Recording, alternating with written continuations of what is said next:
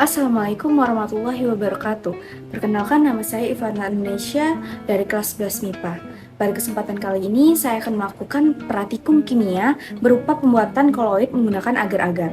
Sebelum masuk ke praktikumnya, sebaiknya kita mengerti dulu nih, apa itu koloid. Yuk, simak!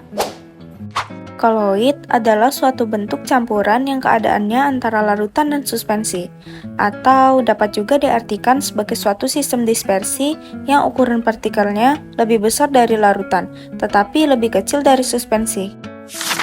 Selanjutnya adalah alat dan bahan yang diperlukan untuk praktikum kali ini. Bubuk agar-agar, centong atau sendok, gula secukupnya, air secukupnya, panci, dan cetakan agar-agar. Selanjutnya adalah langkah pengerjaan. Pertama, siapkan panci, lalu gunting pembungkus bubuk agar-agar, dan tuangkan bubuk agar-agar ke dalam panci. Setelah memasukkan bubuk agar-agar ke dalam panci, maka tambahkan gula secukupnya. Setelah itu, langkah selanjutnya adalah memasukkan air secukupnya ke dalam panci. Lalu, letakkan panci di atas kompor. Hidupkan kompor dengan api sedang. Aduk terus menggunakan centong atau sendok hingga mendidih.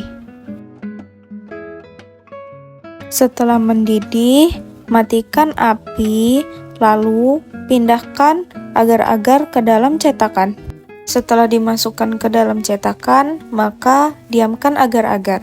Ketika agar-agar sudah mulai dingin, maka masukkan ke dalam kulkas agar dapat disajikan dengan lebih baik.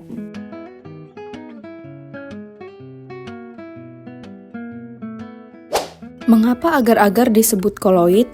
Agar-agar disebut koloid karena dalam proses pembuatannya terbentuk struktur gel yang tercipta karena ketika dipanaskan di dalam air, molekul agar-agar dan air bergerak bebas. Kemudian saat didinginkan, molekul-molekul agar-agar merapat satu sama lain, memadat dan membentuk kisi-kisi yang mengurung molekul-molekul air.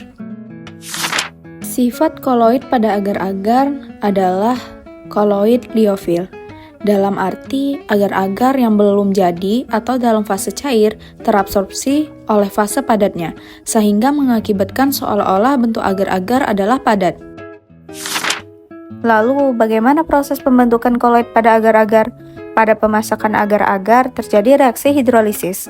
Proses pemanasan dengan suhu yang lebih tinggi dari suhu pembentukan gel akan mengakibatkan polimer karagenan dalam larutan menjadi molekul acak.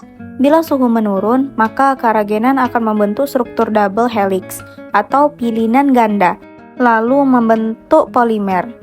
Dan apabila penurunan suhu terus dilanjutkan, polimer-polimer ini akan terikat saling silang secara kuat. Dan dengan makin bertambahnya bentuk helix, akan terbentuk agregat yang membentuk gel yang kuat. Baiklah, itu tadi adalah video mengenai praktikum kimia berupa koloid menggunakan agar-agar. Maaf jika ada kesalahan dalam penyampaian saya. Semoga apa yang saya sampaikan di dalam video ini dapat bermanfaat bagi kita semua. Wassalamualaikum warahmatullahi wabarakatuh.